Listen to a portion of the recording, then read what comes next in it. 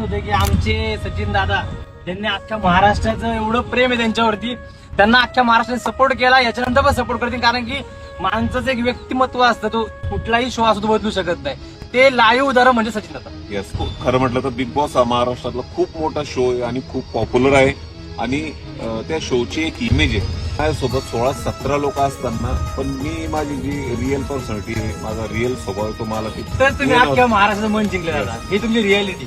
कारण मारण्यासाठी किंवा काही गोष्टींमध्ये पडण्यासाठी विनाकारण आपला स्वभाव चेंज करून तिकडे जायचं मला ते नव्हतं होत. पण मी माझं जितकं मला तिथे दाखवता आलं मी तितकं खेळलो आणि रिअल खेळलो, रिअल राहिलो. तेच पण big boss I love you खूप सुंदर शो आहे आणि मला त्या ठिकाणी भरपूर काही शिकायला पण भेटलं. ऑब्विसली तुमच्यासाठी हा म्हणजे पहिला शो होता लाईव्ह शो. पहिला. तुम्ही आज पण महाराष्ट्र जिंकले, उद्या महाराष्ट्रावरती अजून प्रेम वाढेल. बिकॉज तुम्ही जे काही केले ना त्या गोष्टी खरंच खूप छान होत्या. की बाबा तुमचं नेचर नाही बदललं, काही लोकांनी फक्त सिम्पल नेचर बदलले, रिलेशन जॉईंट केले, ते खरंच खूप छान केलं. आणि खरं म्हटलं तर महाराष्ट्राच्या प्रेक्षकांचा आभार आहे की त्यांनी आता एवढं 1.5 महिन्यापर्यंत मला तिथपर्यंत घेऊन आले.